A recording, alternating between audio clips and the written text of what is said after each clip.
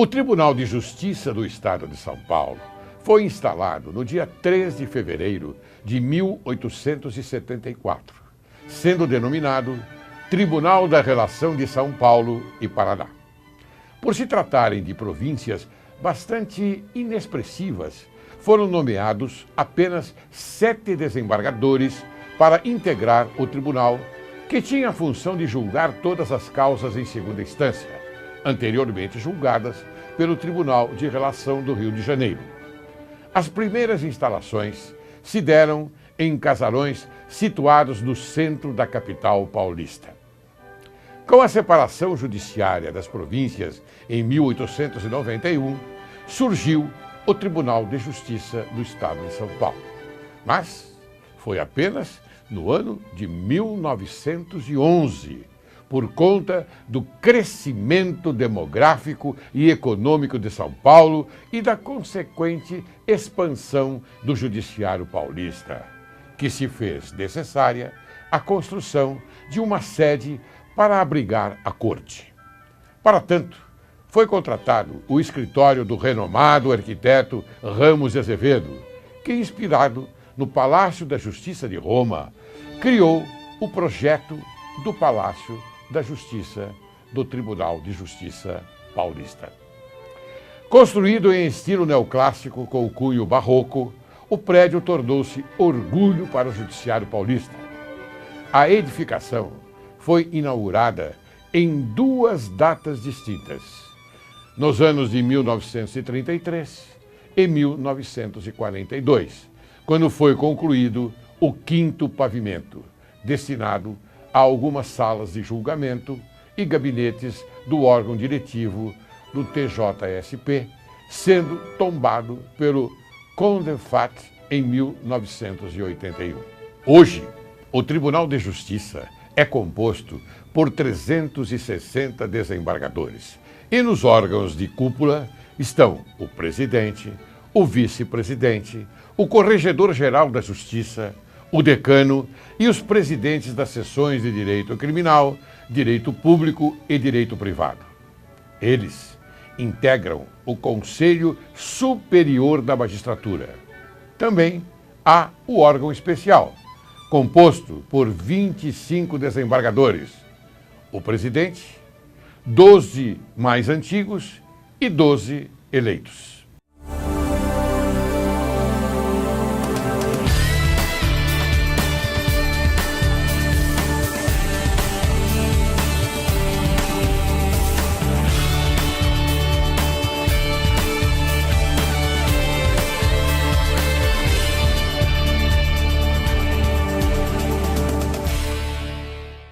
Hoje, Direito e Justiça em Foco apresenta um programa que tenho certeza que você vai gostar. Você aí sentadinho na sua poltrona, no seu sofá, vai apreciar bastante esse programa, porque você vai ter mais conhecimento a respeito dos bastidores e também, claro, óbvio, do Poder Judiciário. E o que nós fizemos? Direito e Justiça em Foco foi procurar um desembargador, que conhece profundamente o Tribunal de Justiça do Estado de São Paulo. Então, hoje, o tema problemas atuais da gestão do Poder Judiciário e as medidas que podem resultar em maior eficiência na prestação jurisdicional. E, como eu disse, quem vai abordar esse assunto maravilhoso para você saber o que acontece no Poder Judiciário é o eminente e culto desembargador Paulo Dimas de Beles Mascaretti. Quem é Paulo Dimas de Beles Mascaretti? Antes, eu vou cumprimentá-lo, para que você veja e já ouça as primeiras palavras dele. Olá, Paulo, como é que vai? Olá, tá bom, Laércio? Prazer inteiro em estar aqui nesse programa. O programa que a gente tem acompanhado é um sucesso pela sua condução. O Laércio Laurélio é um grande amigo, desembargador do Tribunal de Justiça, que tanto brilhou na nossa corte e agora está aqui brilhando no jornalismo, fazendo um programa de excelência. Muito obrigado, Paulo. Mas quem é o astro desse programa é você, Paulo. É você quem vai transmitir para o nobre e querido telespectador, aquele que nos assiste todos os domingos às 22 horas, é você que vai fazer, tá bom? Então eu vou dizer alguma coisa sobre você. O desembargador Paulo Dimas Mascaretti é formado em Ciências Jurídicas e Sociais pela Faculdade de Direito da USP de São Paulo e ele se graduou em 1977. É pós-graduado na área de Direito Público na Escola Paulista da Magistratura. Foi membro do Ministério Público do Estado de São Paulo no período de 79 a 83, tendo atuado nas comarcas de São Vicente, Cubatão e Capital, área civil e criminal. Membro do Poder Judiciário do Estado de São Paulo a contar de março de 1983. Judicou nas comarcas de Santos, Guarujá, Vicente de Carvalho, São Luís do Paraitinga, Itanhaém e da Capital. Ocupou, a partir de maio de 99, o cargo de juiz substituto em segundo grau de jurisdição no Tribunal de Justiça, classificado em instância especial, integrando a 9ª Câmara de Direito Público e, posteriormente, a 10ª Câmara de Direito Privado. Tomou posse no cargo de desembargador em 26 de agosto de 2005, passando a integrar a 8ª Câmara de Direito Público do Tribunal de Justiça do Estado de São Paulo, onde se encontra até a presente data. Veja, telespectador, proferiu nada mais, nada menos que 17 mil votos até agosto de 2003, no segundo grau de jurisdição. Atuou como juiz eleitoral também por 3 anos na comarca de Itanhaém, respondendo pela zona relativa aos municípios de Peruíbe, Itariri e Mongaguá. Como juiz auxiliar da capital, presidiu juntas eleitorais na capital, em São Caetano do Sul, Votorantim, Itapecerica da Serra e Cotia. Como juiz titular da 7ª Vara Cível do Fórum Central da comarca da capital, assumiu a 4ª Zona Eleitoral. Foi eleito pelo órgão especial do Tribunal de Justiça para ocupar o cargo de juiz efetivo do Tribunal Regional Eleitoral, TRE, classe juiz de direito, exercendo suas atribuições no período de novembro de 2004 a agosto de 2005, quando foi promovido a desembargador. Ministrou aulas também na Escola Paulista da Magistratura. É professor da Faculdade de Direito das Faculdades Metropolitanas Unidas. Presidiu mesas em seminários e proferiu palestras, Semana Jurídica Internacional de Direito Comparado no Brasil, Estados Unidos, na América, Fórum de Juizados Especiais do Estado de São Paulo, dentre outros eventos. Bem, o currículo do desembargador Paulo é extenso. É membro também, é óbvio, de outras instituições e também da Academia Paulista de Magistrados, tendo sido empossado em 6 de março de 2009. Recebeu o título de cidadão itanhaense, olha que importante, em 11 de março de 2010, diante dos serviços prestados ao município. Bem, como eu disse, Paulo, o seu currículo é muito grande.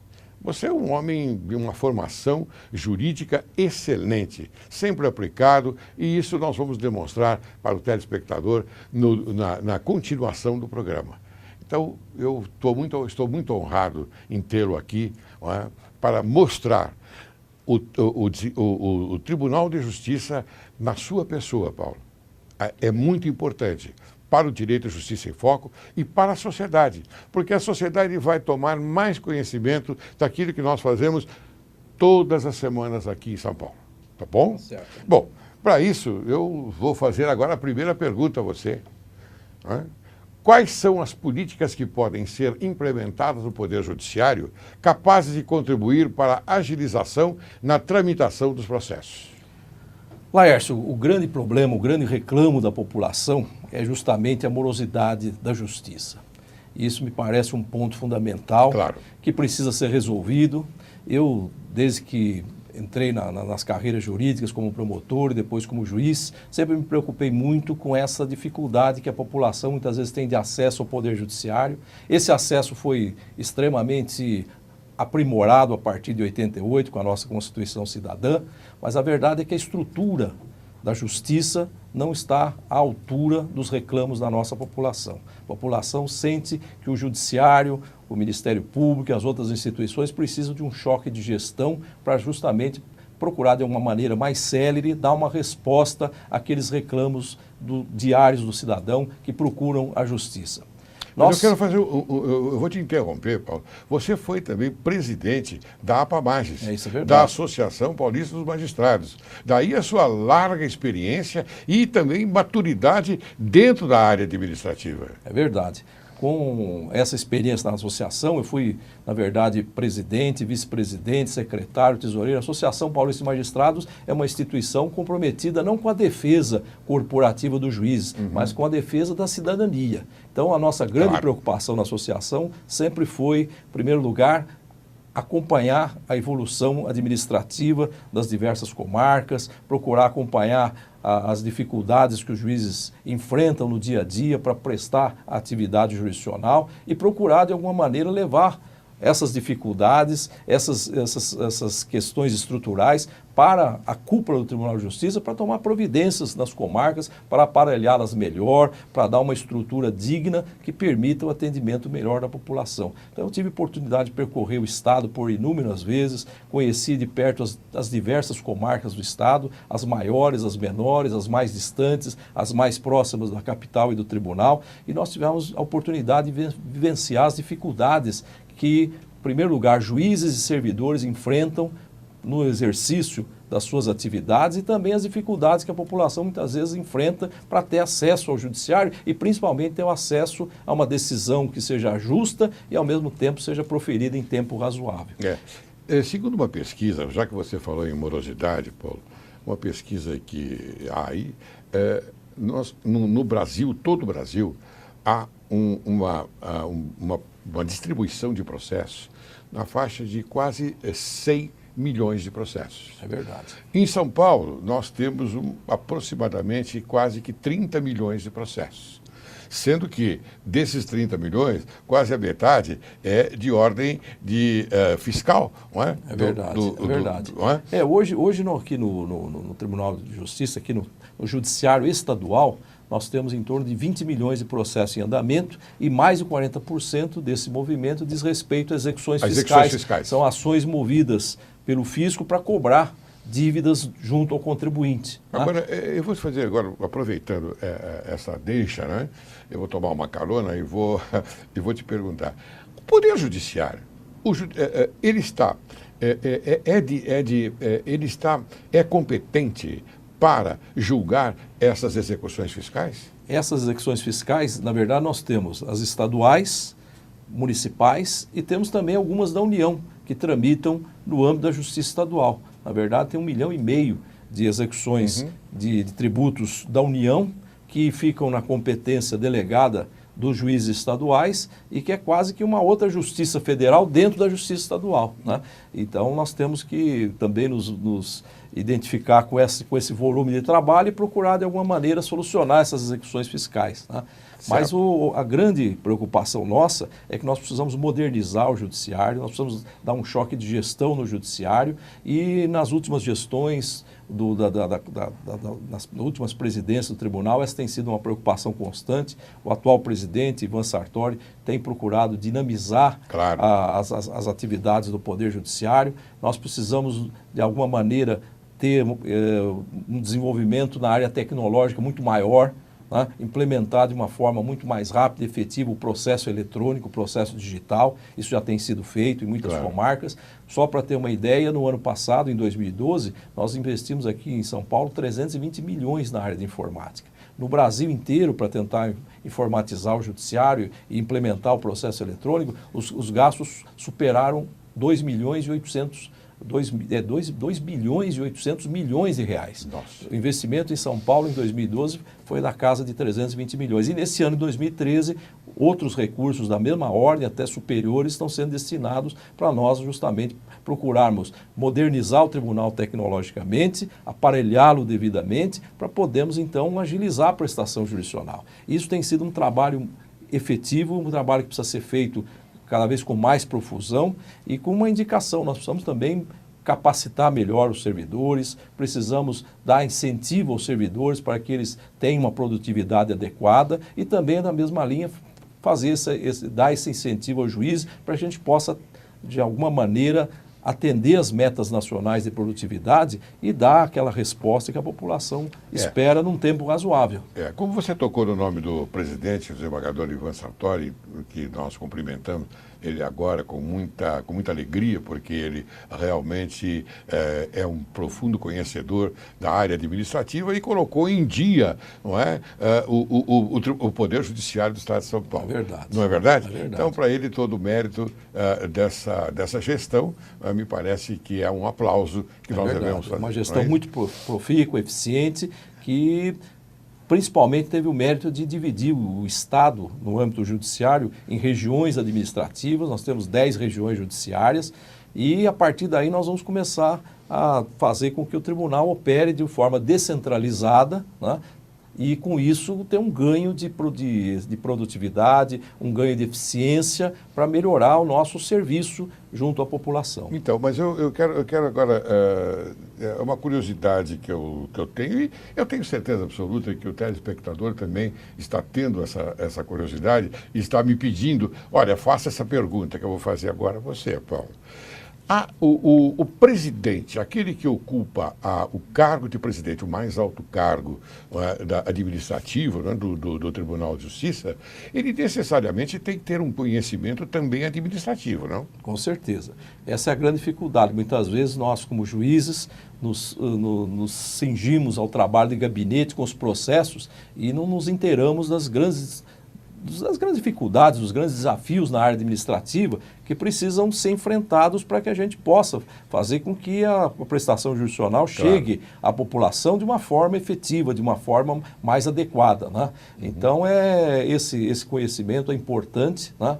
E hoje nós também trabalhamos muito com estatísticas, trabalhamos com metas, né? E com isso nós temos procurado de alguma maneira agilizar a prestação jurisdicional. Para você ter uma ideia, nós pegamos agora os últimos dados do Tribunal de Justiça e até do trabalho que o CNJ, o Conselho Nacional de Justiça, realiza, que é o Justiça em Números. No âmbito do Estado de São Paulo, só na Justiça Estadual, os juízes e desembargadores em 2012 proferiram quase 4,5 milhões de decisões. Nossa. Tá? É um volume gigantesco. Tá? Os juízes em primeiro grau realizaram quase 1.300.000 audiências. Nossa. Mas tudo isso não é suficiente para atender a demanda. Por exemplo, no ano passado, na Justiça Estadual, apenas aqui na Justiça Estadual, no âmbito do Tribunal de Justiça de São Paulo, foram distribuídos quase 5.700.000 novas ações, novos processos que entraram. E nós conseguimos debastar mais de 6 milhões, com ganho em relação àquele volume que ingressou em 2012, mas ainda assim não é suficiente para nós podermos dizer para a população que nós vamos poder atender os reclamos daquele que nos procura num tempo razoável. Mas isso está melhorando, né? Hoje nós temos, por exemplo, em primeiro grau, ações que são julgadas mais rapidamente, aquelas ações que não precisam de instrução, não precisam de provas, estão sendo julgadas mais rapidamente. No tribunal, muitas vezes, em 2, 3 meses, nós podemos julgar alguns recursos, né? Então, nós temos procurado de uma maneira muito ampla tentar dar um ganho de eficiência às nossas estruturas. E também para os juizados especiais, né? Os juizados especiais, muito.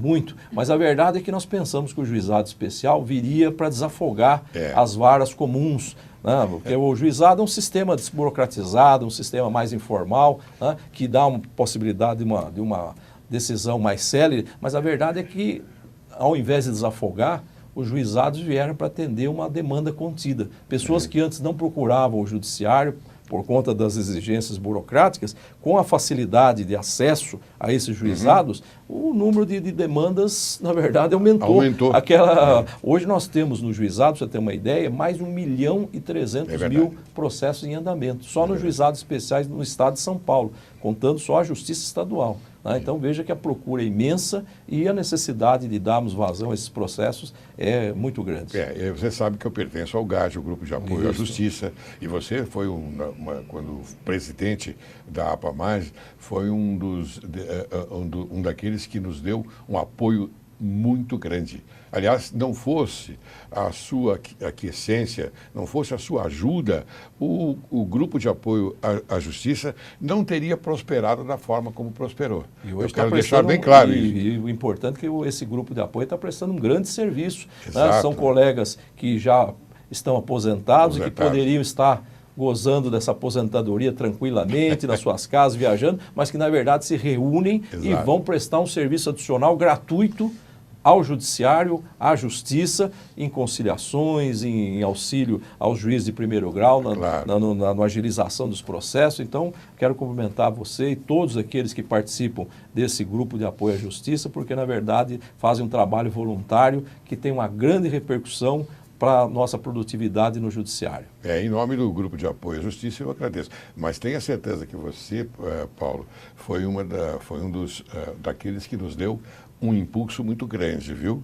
Porque você nos recepcionou na APAMAGES, você colaborou demais conosco. Porque você tem esse espírito administrativo e você tem esse espírito, não é, de um magistrado que sabe aonde está o problema, vai lá e vai resolver. A gente tem conhecimento disso. Isso não é um elogio, não. É a verdade, Paulo, é a realidade. Bem, eu tenho que fazer perguntas. E eu fiz um ensaio, colocando esses parâmetros para fazer uma pergunta muito importante, viu, Paulo? É possível vislumbrar um panorama mais positivo para aqueles que procuram o judiciário? Eu acredito que sim. Eu acho que nós temos verificado, por exemplo, uma necessidade de aprimorar as rotinas dos cartórios, as rotinas burocráticas que levam o processo até o seu final.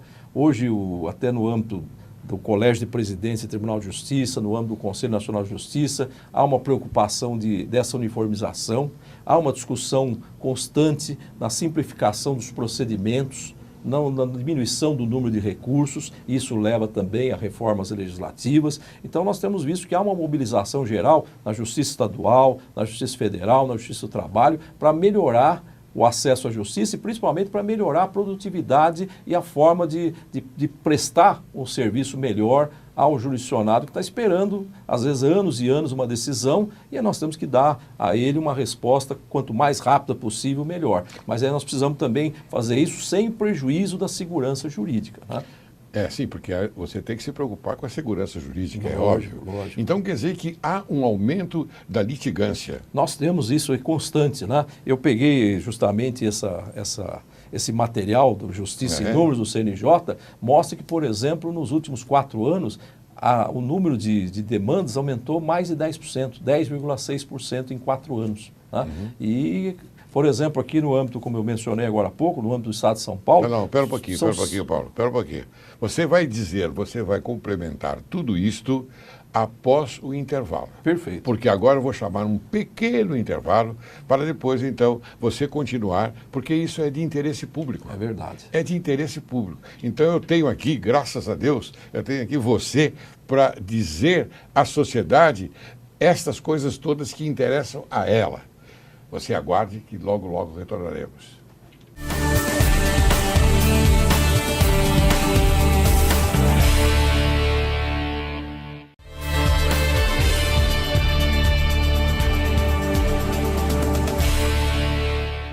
Ao retornarmos, eu já passo a palavra ao nobre desembargador Paulo Dimas Mascaretti, porque ele vai continuar com aquela pergunta que eu havia feito a ele, a aumento de litigância. Então, a palavra é sua, meu querido amigo. Então, Laércio, isso é um dado importante para mostrar para as pessoas que, na verdade, a procura pelo judiciário precisa necessariamente de ter uma estrutura adequada para dar vazão a esse incremento todo ano de um grande número de processos. Por exemplo, no Justiça em Números, que foi divulgado agora pelo Conselho Nacional de Justiça, nós temos um dado importante. Em 2012, nós tínhamos 92 milhões de processos em andamento. Veja, nós temos uma população de 200 milhões de brasileiros e praticamente nós temos todo mundo litigando. Se você pensar que cada processo, nós temos pelo menos 2 pessoas ali envolvidas num litígio, né? Nós temos praticamente todo o Brasil litigando. Dobro, né? E tudo isso cresce a cada ano. À medida que nós vamos resolvendo um determinado número de processos, estão entrando outros, nós estamos lá enxugando o gelo. Então, por exemplo, o ano passado, nós tivemos 28 milhões de novos casos ingressando no judiciário brasileiro. No âmbito do Estado de São Paulo, eu já mencionei, nós tivemos quase 6 milhões de novas ações ajuizadas aqui na Justiça Estadual de São Paulo. Então, isso representa um volume enorme de processo. A alta de número de processos em andamento de 2009 a 2012 é de mais de 14%, 14,8% para ser mais exato. Então, você imagine a quantidade de processos que nós temos em andamento, tendo que observar aquelas formalidades para se chegar, evidentemente, a uma solução justa, né? Então, é um esforço muito grande que nós temos que fazer para melhorar essa atividade nossa do judiciário. Isso é um compromisso que nós, juízes e os servidores, né, temos que assumir de nos envolver com todas as possibilidades possíveis, inclusive com essa modernização tecnológica que nós temos, para prestar um serviço melhor no âmbito da justiça. E você acha, então, que há necessidade, por exemplo, de que se abra certames para que novos juízes também venham a ajudar? Porque nós temos a somatória de 2.000 juízes, não é verdade? Nós temos aqui em São Paulo. Aqui em São Paulo, na Justiça Estadual... Isso, primeiro e segundo grau. Em primeiro e segundo grau, nós temos em torno de 2.500 magistrados. Então, há necessidade, vamos supor, de dobrar esse número? Eu digo que talvez dobrar não seria necessário. O que nós precisamos fazer? Em primeiro lugar, nós temos que preencher os cargos que estão em aberto. Né? Nós temos hoje mais de 250 cargos não preenchidos na Justiça Estadual de São Paulo. Mas o que é mais importante, isso nós colocamos no tempo da associação, é dar para esses juízes que estão já em atividade uma estrutura adequada de trabalho. Então, o juiz precisa ter um assistente qualificado, precisa ter um cartório com funcionários capacitados. Então, nós temos que investir, isso é importante, não só na contratação de novos servidores, mas também na capacitação dos funcionários, cursos de aperfeiçoamento. Precisamos, por exemplo, também uniformizar as rotinas cartorárias que vão representar uma produtividade maior. Precisamos, cada vez mais, virtualizar os processos, né? Nós já temos hoje em inúmeros juízos, inúmeras varas, a necessidade de simplesmente ingressar com ação já no formato digital. Hoje, em certas varas aqui em São Paulo, só podemos ingressar com novas ações observando o processo eletrônico. Então, na verdade, isso é um conjunto de medidas que pode levar a melhorar, com certeza, esse trabalho da nossa justiça. Bem, doutor Paulo, a reforma da legislação pode contribuir para a maior eficiência do Poder Judiciário? Eu acho que isso também é fundamental, né? Hoje nós temos códigos que, na verdade, não representam um conjunto de medidas que poderia representar uma maior agilidade para julgamento dos processos. Nós temos aí, por exemplo, códigos antigos que foram, na verdade, remendados ao longo do tempo, mas que comportam uma reforma. Hoje nós temos em andamento da Câmara Federal, né, um projeto de reforma do Código de Processo Civil, e a grande meta é justamente simplificar os procedimentos, desburocratizar a justiça, né, no processamento das causas cíveis. Por outro lado, nós temos também projeto de reforma do Código de Processo Penal. Então, nós temos aí que, de alguma maneira, procurar fazer com que o processamento das causas seja mais enxuto, né, para que a gente possa chegar à solução das lides de uma forma mais efetiva. Então, eu tenho visto eu tenho estudado essa reforma, principalmente do Código de Processo Civil, e tenho verificado que algumas medidas são positivas, né, que vão, de alguma maneira, simplificar os procedimentos e permitir que a resposta do juiz àquela demanda do cidadão seja mais efetiva, seja mais rápida. Muito bem, essa miscigenação das leis extravagantes, não é, com a lei dos códigos, né? Código de Processo Civil, Código de Processo Penal, Código Civil, Código Penal, ela atrapalha um pouco, porque de repente o legislativo se reúne, não é, para elaborar uma lei, não é? Uma lei que ela é repetitiva. Nós temos visto isso sempre, quase sempre. Então vem na área penal, por exemplo, vem uma lei que fala sobre a liberdade provisória. Mas a liberdade provisória ela já está muito bem acentuada, não é, no Código. Então, ela me parece... Eu dou esse exemplo da área criminal porque é a minha área, é a área que eu mais entendo. Então, eu às vezes, digo, poxa, eu vou fazer uma palestra sobre a Lei 12.403, mas isso aqui já está no Código, meu Deus do céu. Isso já está no Código. Ela só você se estender um pouco, não é? É a minha visão. O que você acha dessas coisas? Eu penso que, de alguma maneira, nós temos que chegar uniformizar a legislação. Né? Nós temos um grande problema. A Constituição de 88, que nós falamos que é a Constituição cidadã, ela reconheceu inúmeros direitos ao cidadão. Isso demandou, né, que nós tivemos também uma atividade legislativa intensa para regulamentar todos esses direitos que foram, de alguma maneira, trazidos. O direito do consumidor, o direito da infância e da juventude, o direito da mulher. Então, nós temos hoje uma gama enorme de textos legais, né, que trazem, na verdade, novos direitos. E isso leva com que, quando os direitos não são reconhecidos, não são, de alguma maneira, respeitados, as pessoas vão procurar o Poder Judiciário. E isso leva cada vez mais a um número de processos. O que nós precisamos, de alguma maneira, fazer, e eu digo sempre, nós não podemos também deixar de atender o cidadão, não podemos criar uma estrutura que vá restringir o direito de ação, o direito de acesso à justiça. Nós temos que criar mecanismos para nós simplificarmos o andamento dos processos e podemos chegar à solução definitiva, à solução justa, de uma forma mais rápida, sem muita burocracia, sem muitos entraves, né? Diminuir, talvez, a possibilidade de recursos, né?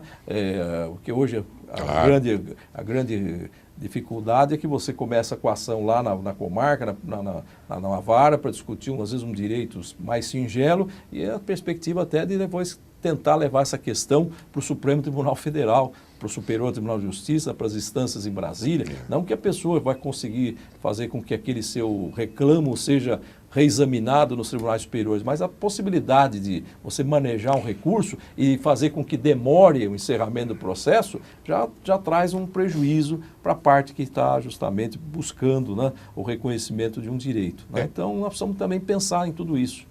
Então, você acha que essa reforma da legislação ela vai contribuir bastante para a maior eficiência do Poder Judiciário? Eu acho que sim, porque se nós tivermos regras processuais mais enxutas, simplificando os procedimentos, eu acho que nós vamos procurar, de alguma maneira, trazer para o cidadão um ganho de tempo na solução do seu processo. Abordando mais os princípios, talvez? Eu acho que hoje, se você for ao Código de Processo Civil, né, tem uma série de formalidades e o grande problema também com o processo físico de papel junta a petição e põe uma capinha aqui, põe outra capinha ali, e põe um grampo aqui, um grampo ali, bate um carimbo aqui, ali. Tudo isso demanda um enorme espaço de tempo, porque você imagine um dado importante, o último resultado aí do Justiça em Números, do CNJ, mostra que cada juiz do Estado de São Paulo tem em torno de 10 mil processos aos seus cuidados. Né? Você imagine que um juiz para tocar 10 mil processos ao mesmo tempo, e o cartório, né, muitas vezes com 7, 8 pessoas lá, para juntar a petição, para carimbar, para levar os autos para o juiz despachar, depois o juiz despacha, tem que publicar aquela decisão no Diário da Justiça. Tudo isso você imagina como leva um tempo enorme para poder você depois tocar isso até chegar o momento que o juiz vai poder se ater ao processo e dar a sua decisão final. E aí as pessoas às vezes pensam que o juiz vai dar a sua decisão com o martelinho, dizer, culpado ou inocente, a ação é procedente ou improcedente, mas não é assim. Né? Ou seja, você militou tantos anos lá no nosso tribunal, muitas vezes para resolver uma causa, nós precisamos escrever 30, 40 folhas. Porque você tem que ter a motivação e a fundamentação. O processo é burocrático. Fundamentação. Você tirando o sistema do juizado, que é um sistema mais informal, né? No juízo comum, nas varas comuns, você precisa fundamentar tudo. Você precisa responder a todos os questionamentos que a parte coloca no processo. E com a facilidade hoje do computador, da digitação, as petições dos advogados são cada vez mais extensas, né? E também nós acabamos proferindo decisões mais prolixas, né? E tudo isso consumindo tempo e fazendo com que outros processos fiquem aguardando naquela fila para receber o julgamento no momento possível, né, dele ocorrer. Então, as dificuldades não são poucas, né? Você sabe que nós recebemos lá no tribunal, nós recebemos alunos de faculdades que vão visitar o tribunal, vão saber como funcionam os mecanismos de um julgamento, participam do julgamento, quer dizer, assistindo, óbvio, para saber o relator, o revisor, nós chamamos de terceiro juiz, que dá o terceiro voto, que é o vogal, a importância de uma sustentação oral. Então, essas perguntas são feitas pelos alunos e eu respondo. Eu respondo, naturalmente, dessa forma. Vocês vão ser advogados, vocês estão aqui, ou talvez vocês vão prestar um concurso objetivando a ingressar na magistratura ou ingressar no Ministério Público. Então, mas se vocês forem advogados, eu sugiro que façam, que estudem bastante, para quando vocês estiverem na ocasião de postular um direito de um cliente que vocês tenham, vocês escrevam pouco, mas objetivamente. Por quê? É claro, vocês podem informar o conhecimento jurídico que vocês têm, mas o juiz de direito, ele sabe, ele conhece a jurisprudência, ele conhece a doutrina sobre aquele assunto que está sendo referido. Por exemplo, você é um eminente desembargador, e nós já sabemos disso, não é? Você é do direito público, você conhece o direito público e já há muito tempo, e você vem estudando bastante. Então, com isto, eu preciso informar à sociedade, ao telespectador, não é? A eficiência e a qualidade do nosso judiciário, que eu escolhi você hoje para representar. Então, tudo isto que eu estou colocando, a gente já faz na oportunidade que nós temos de conversar com as pessoas. O que você acha dessas histórias todas? Eu acho, sabe que, em primeiro lugar, você colocou uma coisa importante. Os juízes e todos aqueles que estão comprometidos no dia a dia da justiça, advogados, promotores, defensores públicos, procuradores do Estado, dos municípios, todos esses operadores do direito, como nós dizemos, eles precisam estar estudando constantemente. Tá? O grande problema hoje, uma discussão que se coloca, há praticamente uma antinomia entre a qualidade das decisões e a quantidade das decisões. Né? Hoje nós temos metas a cumprir, né? As pessoas vão saber que os juízes preenchem mensalmente planilhas, onde são obrigadas, esses juízes, aliás, são obrigados mensalmente a dizer quantas decisões proferiram, quantas audiências realizaram, né? E precisam demonstrar uma produtividade mínima. Essas planilhas são encaminhadas não só à Corregedoria do Tribunal, mas também ao Conselho Nacional de Justiça, que faz um controle, né? Há um controle social também da atividade do Judiciário. Então nós temos os juízes premidos também por metas a cumprir. E aí fica a questão, né? Nós temos processos mais volumosos, causas mais difíceis para estudar, né? E o juiz fica ali angustiado, né? Puxa vida, esse processo complexo, eu preciso estudar com mais vagar e tem uma pilha de processos me esperando. Então é um dilema conciliar a qualidade, o estudo mais detalhado de um determinado processo com aquelas metas de produtividade que você está eventualmente comprometido todos os meses. Então isso causa uma angústia, né? Um estresse enorme naqueles que estão envolvidos com a justiça, né? O advogado, por exemplo, também tem um grande problema que é o prazo, cumprir o prazo, né? Não pode perder o prazo para recorrer, para apresentar defesa nos processos. Então, na verdade, a nossa atividade hoje, pelo volume de processo, é muito mais estressante, né? Eu fui promotor em várias comarcas, em 79, 83, nós não tínhamos nem computador, não tínhamos nada, trabalhávamos aí, inclusive, com máquina de escrever, com carbono, né? E com carbono, né? E logicamente, o número de processos não era tão grande, né? E a gente tinha até mais tempo para estudar os processos. Fui para a magistratura em 83, também iniciamos com esse tipo de atuação. Mas depois, com o passar do tempo, nós fomos nos obrigando a a comprar computadores, a produzir em massa, quer dizer, isso vai representando uma angústia muito grande, né? Os juízes hoje, você imagina um juiz numa vara do interior, ou mesmo na capital, com 10 mil processos, né? Fazendo audiências diariamente, né?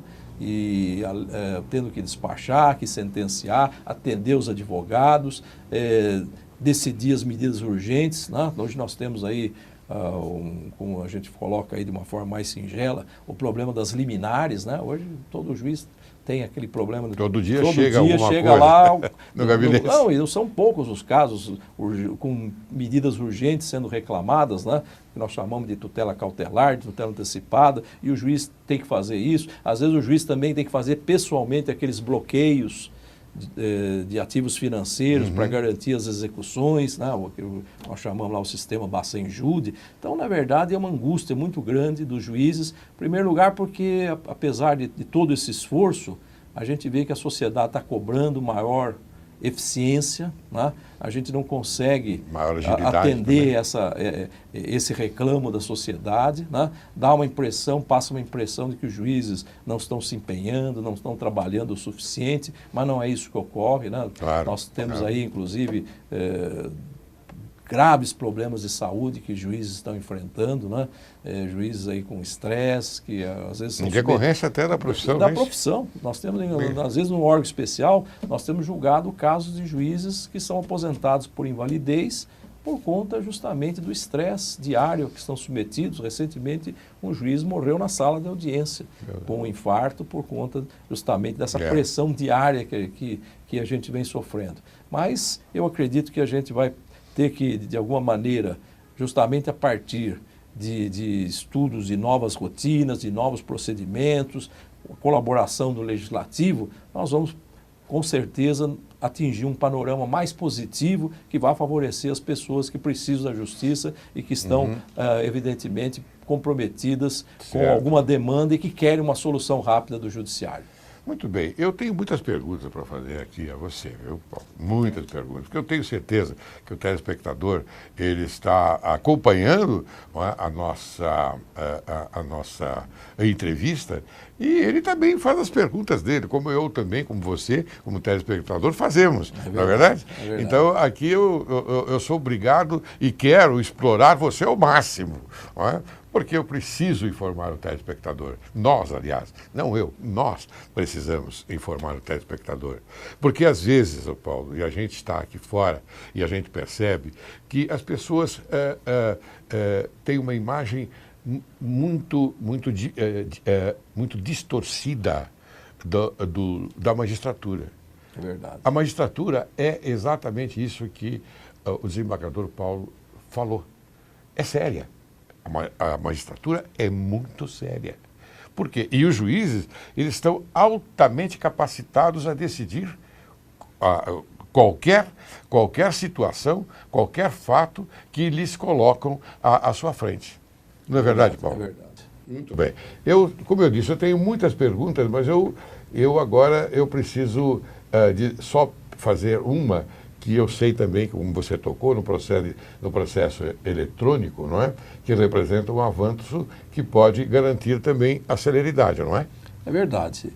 Hoje os investimentos maiores da justiça em todo o Brasil são justamente na modernização tecnológica, ou seja, na procura de maneiras de tornar o processo digital em larga escala, a eliminação com o tempo de todo o processo físico, porque isso vai representar um ganho no processamento, né? Inclusive na diminuição da necessidade pessoal atuando diretamente no processo físico, naquela rotina burocrática que eu mencionei há pouco, né? Então, eu acho que o processo eletrônico vai ser realmente um ganho de eficiência para toda a justiça. Muito bem. Paulo, meu tempo já se esgotou.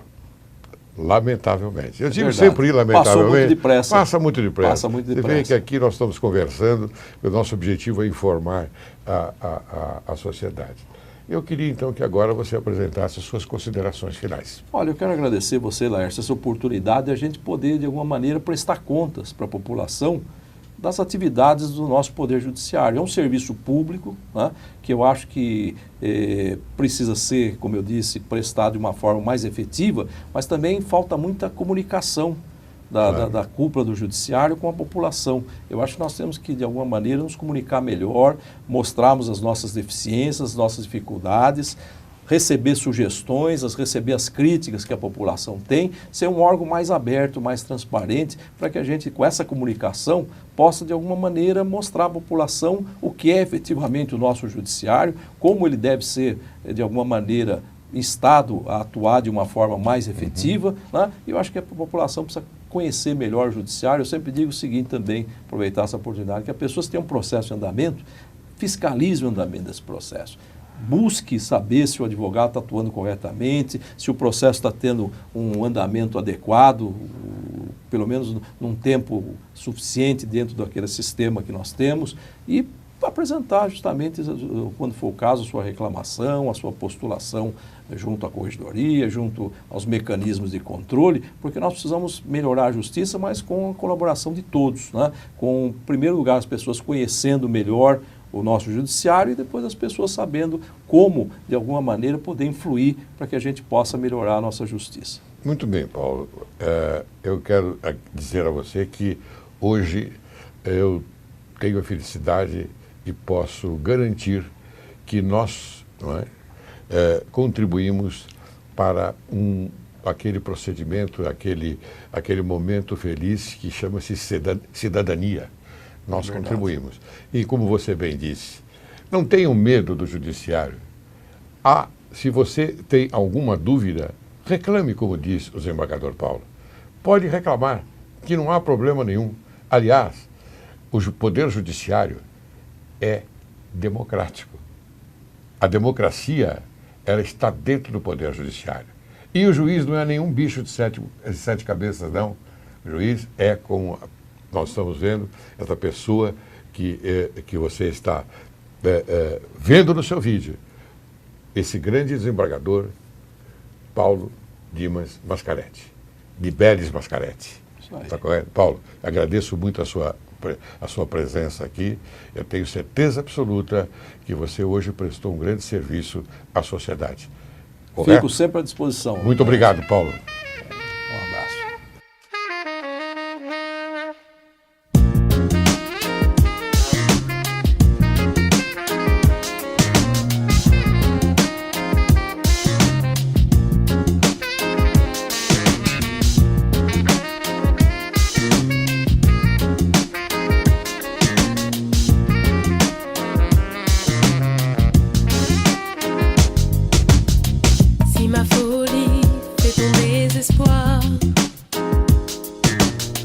Ne m'en veux pas, je n'ai pas